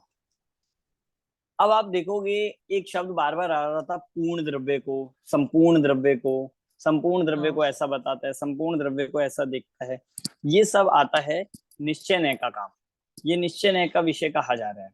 तो मतलब क्या हुआ कि जैसे आत्मा, अब समझना पकड़ना, आत्मा में राग है। अब आप बताइए यहाँ पे दो चीज है कि एक चीज है? ये तो दो हो गया ना। आत्मा, ये दो हो गए, मतलब क्या क्या, एक आत्मा और एक राग। ठीक है, बिल्कुल सही। दूसरा सेंटेंस, आत्मा रागी है। निश्चय नहीं। अब यहाँ कितने हैं? नहीं, ये बताइए कितने द्रव्य हैं यहाँ पर, कितनी चीजें हैं? एक। एक है। अब आप देखो, जो आपने विनीता जी आपने प्रश्न पूछा था कि जैसे हम दोनों कथनों को निश्चय न्याय और व्यवहार न्याय के दोनों एक जैसे से लग रहे हैं, पर क्या डिफरेंस है? ये बहुत बड़ा डिफरेंस है कि व्यवहार न्याय कहेगा आत्मा में राग है, आत्मा में क्रोध है, और निश्चय न्याय कहेगा आत्मा रागी है। बता दोनों ही अशुद्धता को रहे हैं, पर दोनों की अशुद्धता में डिफरेंस है। व्यवहार ने तो दो चीजें देख रहे हैं, उसको भेद ही दिखेंगे क्योंकि उसका मेन लक्षण ही है भेद सो व्यवहार। और निश्चय ने कहेगा मुझे तो दो दिख ही नहीं रहे हैं, कहीं भी दो नहीं दिखेंगे। शुद्ध अगर आत्मा देख रहा है तो आत्मा भी दो नहीं दिखेंगे, एक ही दिखेगा, मतलब कुछ भी दो चीज दिखेगी ही नहीं। अशुद्धता के साथ देखेगा तो अशुद्ध आत्मा कहेगा, अशुद्ध आत्मा देखेगा, पर अशुद्धता अलग है आत्मा अलग है ऐसा नहीं दिखेगा। ये निश्चय न्याय का काम है, अभेद करके बताना, मैं रागी हूं, मैं क्रोधी हूं, मैं ज्ञानी हूं। इसमें देखो एक जैसे होता है ना, एक फर्स्ट वो बन जाता है कि एक ऐसा करने का कि भाई एक तो हो गया आत्मा में राग है और ये रागी है। उस राग से उस द्रव्य का उस जीव को तन्मय बताकर उससे अभेद बताकर कथन कर देना, ये निश्चय न्याय का काम है। अब राग से तन्मय करेंगे तो अशुद्ध निश्चय न्याय में चला जाएगा। सम्यक दर्शन सम्यक ज्ञान से एक देश शुद्ध पर्यायों से करेंगे तो एक देश शुद्ध निश्चय न्याय से का विषय चला जाएगा। और कहेंगे मैं वीतरागी हूं तो साक्षात शुद्ध निश्चय न्याय में ये तीनों वेद बंदे ऐसे ही बन जाएंगे। पर मेन जो बेसिक रहेगा वो रहेगा अभेद कथन करना। जैसे देखो मैं मकान हूं ये तो कोई कहता ही नहीं है, मैं मकान हूं, मैं घर हूं, दुकान हूं, ये तो कोई कहता नहीं। इसलिए ऐसे कथन तो व्यवहार ही है, ये तो किसी अपेक्षा से निश्चय में नहीं जाएंगे। पर क्योंकि राग द्वेष आदि ये अशुद्धताएं आत्मा में पाई जा रही है, और इन राग द्वेष क्रोध मान माया लोभ ज्ञान दर्शन, मैं दुखी हूं, मैं सुखी हूं, क्योंकि इनसे आत्मा को अभेद किया जाता है, इनसे आत्मा को अभेद किया जा सकता है, बताया जा सकता है। तो अभेद वाले कथन जाएंगे निश्चय में, और भेद करना मैं इसका करता हूं, मैं इसका भोगता हूं, या दो हो गए ऐसा कहना। जैसे कोई ये बात कहे कि मैंने मतलब कोई ऐसा कहे कि मैंने इंजीनियर की पढ़ाई पढ़ी है, एक ही कथन हो गया। और कोई दूसरा कहे कि मैं इंजीनियर हूं, बात एक ही है पर दोनों कथनों के कहने में डिफरेंस है। एक दो चीजें देख रहा है, एक इंजीनियर देख रहा है मतलब एक अपने आप को देखकर, और एक कह रहा है इंजीनियर की पढ़ाई मतलब एक शिक्षा, उसको अलग से देख। और दूसरा एक ये कहता है कि मैं इंजीनियर हूं, उसने क्या करा उस विद्या से अपने को तन्मय करके उससे अभेद करके जो कथन किया है। बस ऐसा ही डिफरेंस है निश्चय ने और व्यवहार ने के कथनों में।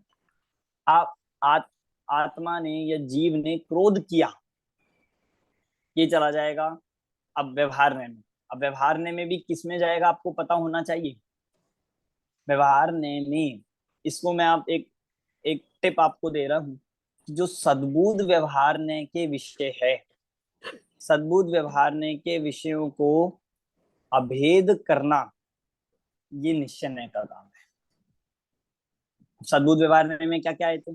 उपचरित में आए थे अल्प विकसित पर्याय और विकारी पर्याय, और अनुपचरित में क्या क्या आया था? अनुपचरित में पूर्ण विकसित पर्याय और निर्मल पर्याय।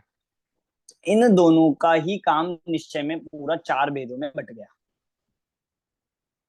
इन ये चार थी ना चीजें, एक विकारी पर्याय चला जाएगा अशुद्ध निश्चय में। अल्प विकसित पर्याय ये चला जाएगा एक देश शुद्ध निश्चय में। मतलब निश्चय व्यवहार ने के दो भेद और निश्चय ने के चार भेद ऐसे बढ़ जाएंगे। पूर्ण विकसित पर्याय वीतरागता की बात आई थी कि आत्मा में वीतरागता है, आत्मा में सर्वज्ञता है, ये अनुपचरित सद्बुद्ध व्यवहार ने में गया था। और यहाँ जब हम बात करेंगे तो ये साक्षात शुद्ध निश्चय ने में चला जाएगा। और पूर्ण निरूपादि ज्ञान दर्शन स्वभाव को बताना ये परम शुद्ध निश्चय ने का विषय बन जाता है। अब आप में से किसी को ये बात समझ में आई है कि नहीं? शॉर्ट में कुछ बताने का मैंने प्रयास किया है। अब जितना जितना ये निश्चय ने अपना आगे चलेगा और क्लियर होगा, बस आप भेद और अभेद वाली परिभाषा को पकड़ लीजिए। भेद सो व्यवहार और अभेद सो निश्चय। एक द्रव्य में भेद करना ये व्यवहार ने का काम है, और अभेद देखना ये निश्चय नहीं का। अब हमारी जितनी चर्चा चलेगी इस परिभाषा के आधार से आगे चलेगी, फिर गुण गुणी हो, पर्याय हो, क्रोध आदि हो, इन सब के आधार से ये हमें समझ में आएगा। सर एक बार प्लीज सर, व्या- वापस से रिपीट कीजिए ना, ये जो कनेक्शन बताया ना कि ये यहाँ जाएगा, ये यहाँ जाएगा। अभी कनेक्शन में आगे और बताऊंगा, ये तो मैंने लास्ट में बस बोल दिया, अभी मुझे बोलना नहीं था, बस इतना। अभी जो ये बात बताई है कि व्यवहार ने के भेदों को, व्यवहार ने के विषय को अभेद करके बताना, मतलब ये निश्चय नय का काम है। और व्यवहार ने में भी सद्बुद्ध व्यवहार ने के विषय को अभेद जो बता देता है वो निश्चय नय का काम है। जैसे सद्बुद्ध व्यवहार ने कहता है मैं राग करता हूँ, मैं राग सहित हूँ, आत्मा में राग है, और निश्चय ने सीधा कह देगा कि हमें दो चीज नहीं देखी, हमें दिख ही नहीं रहा, वो तो सीधा कहेगा रागी हूँ, बस ज्ञानी है, मिथ्या दृष्टि। ये नहीं कहेगा आत्मा में मिथ्यात्व है। यद्यपि बात एक ही है, पर दोनों को कहने में, कहने के, कथन करने के तरीके में अंतर है। तो इस तरह से ऐसा देखो, अगर हम अपने डेली लाइफ में भी बोले ना, तो आप कहीं कहीं आप इसके, मैं आपको उपयोगिता जब बताऊंगा तो हम ऐसे निश्चय के कथन भी बोलते हैं। आप कभी ऐसा बोलते हो क्या कि मैं 2 आंख, 2 कान, 2 हाथ वाला हूं? कोई ऐसा बोलता है? हम तो सीधा बोलते हैं कि मैं मनुष्य हूं। तो आपने वही बात तो बताई, आप ऐसा क्यों नहीं बोलते कि 2 आंख, 2 कान, 1 नाक, 2 हाथ, 2 पैर, 1 मुंह और ऐसे वाला हूं? तो अब ये डिफरेंस है बस। अब यहाँ पे जो व्यवहार ने कह रहा था वो ये कहता है राग, द्वेष, क्रोध, मान, माया, लोभ, ऐसा इनके भेद दिखाता है। मति ज्ञान, शुद्ध ज्ञान, सम्यक ज्ञान, केवल ज्ञान, इनके भेद बताएगा। और निश्चय ने कह देगा सीधा मैं रागी हूँ, मैं वितरागी हूँ, मैं सर्वज्ञ हूँ, मैं क्रोधी हूँ, मैं सम्यक ज्ञानी हूँ, मैं मिथ्या ज्ञानी हूँ, या ये मिथ्या ज्ञानी है, या ये जीव मिथ्या ज्ञानी है। इस तरह से कथन कर दिए जाते हैं। ये डिफरेंस निश्चय ने और व्यवहार ने में समझना चाहिए। अब निश्चय ने के 4 भेदों में क्या डिफरेंस है, क्या स्वरूप है, क्या नाम की सार्थकता है, क्या प्रयोजन है, और क्या है उपाधि है। 4 पॉइंट्स में चर्चा चलेगी और बहुत क्लियर हो जाएगा। तो अभी तो मैंने आपको बहुत शॉर्ट में बताया है, और आपको एक ऐसी चीज दे दी, ऐसा टिप दे दी है जो आप अपना लाइफ टाइम याद रखने के लिए काम, मतलब मुझे तो इसी से याद है। और आपको कहीं भी किसी नए का विषय समझना हो, कोई कथन समझना हो, तो ये आप अपना लगाइए और आपको फिर सारा क्लियर हो जाएगा। सबसे पहले आप ये देख लीजिए, सबसे पहला डिफरेंस, यहाँ एक की बात हो रही है, 2 की। जैसे मैंने ये कहा कि मैं विद्वान हूं, अब आप बताओ ये निश्चय नय का कथन है या व्यवहार नय का कथन है? व्यवहार नहीं। किसमें जाएगा? निश्चय नहीं। निश्चय में जाएगा भैया। ये निश्चय नय में जाएगा, क्योंकि मैंने सीधा क्या कह दिया, मैं विद्वान हूं।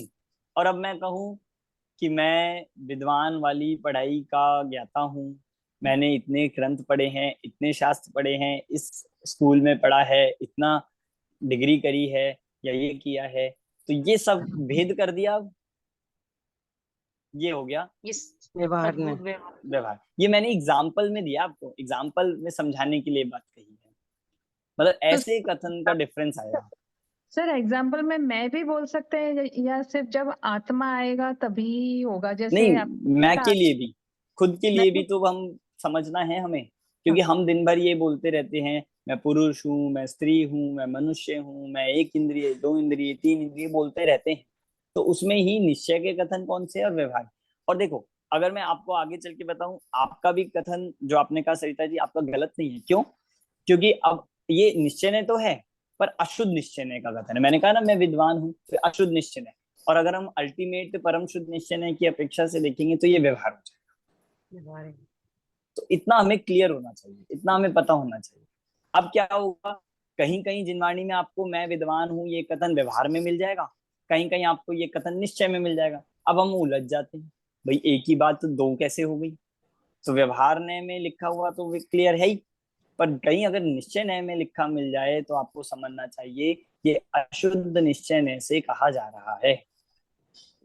और अशुद्ध निश्चय से सीधा ये कह देंगे कि मैं ये हूं, पूरा कंप्लीट अपने आप को उस रूप कर देंगे, संपूर्ण द्रव्य को कह देंगे ऐसा।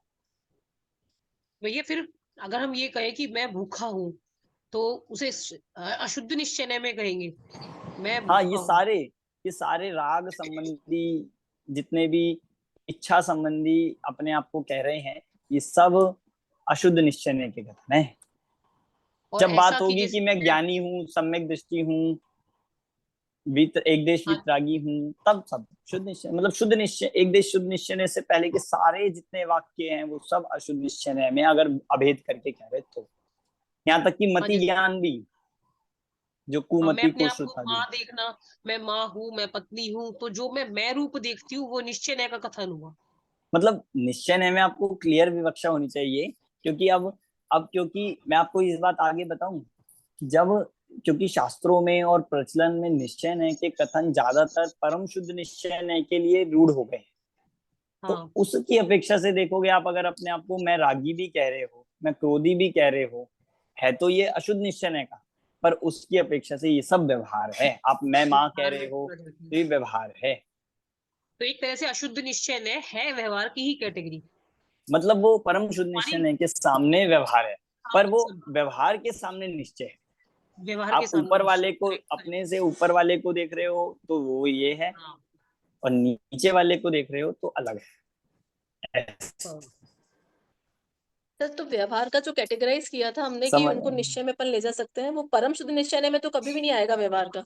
जो व्यवहार का नहीं, चाहे लास्ट हो, भले ही शुद्ध वाला हो। व्यवहार तो निश्चय में कभी आ ही नहीं सकता, ये कहा था नहीं, कि मतलब अगर निश्चय कैटेगराइज ने, करें, हम उससे मैच करें कि उसको अभेद करके हम निश्चय मानते हैं, व्यवहार को ही अभेद करके हाँ एक हाँ, निश्चय के रूप में ला रहे हैं, उसमें भी निश्चय के लास्ट कथन वाले हो में तो कभी जाएंगे। नहीं आएगा।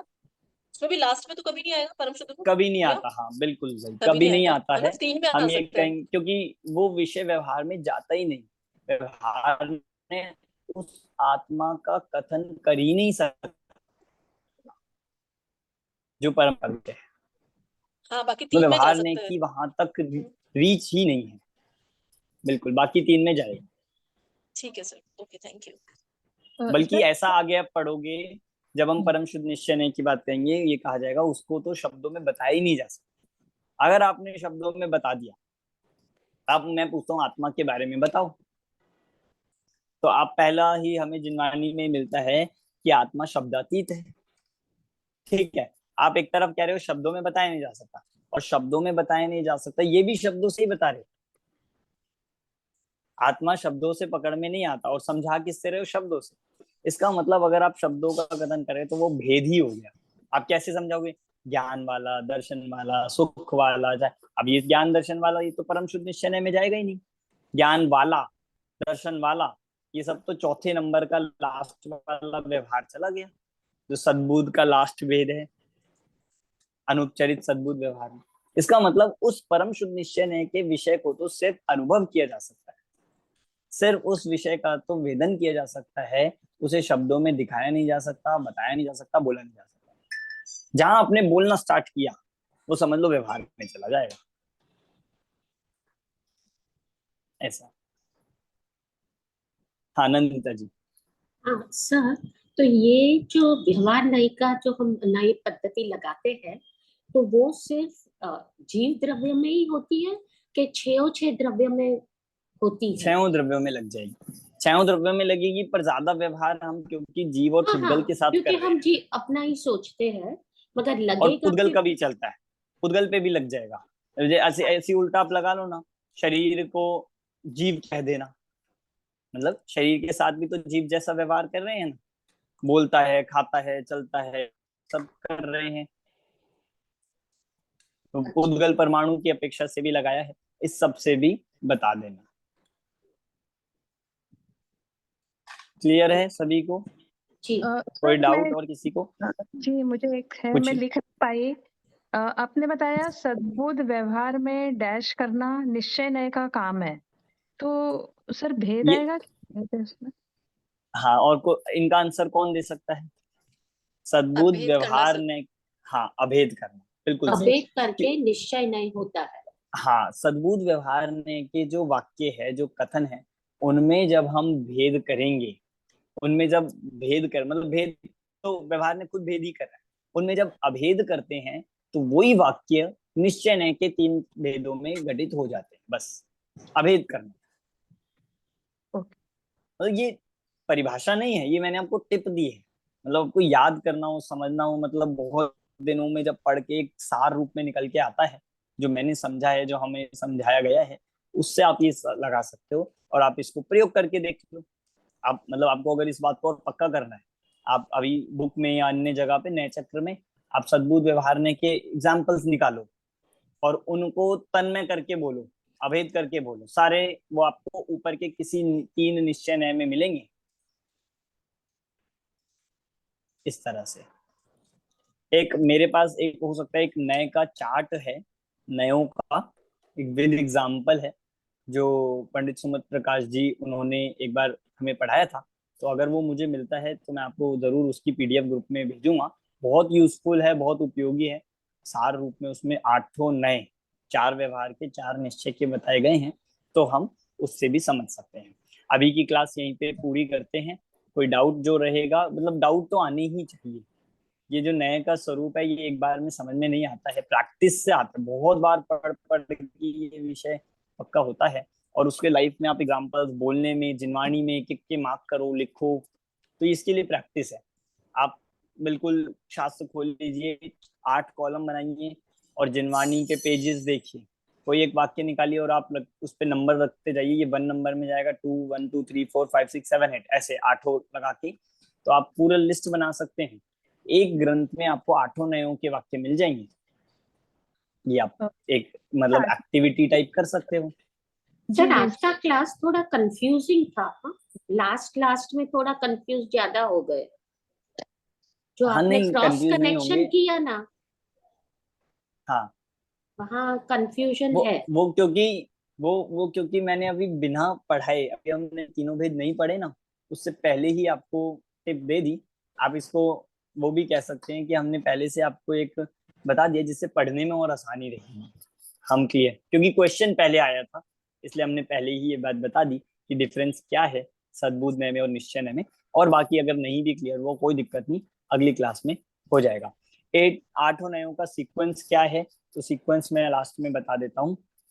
सबसे पहले है उपचरित असद्बुद्ध व्यवहार में, अनुपचरित असद्बुद्ध व्यवहार में।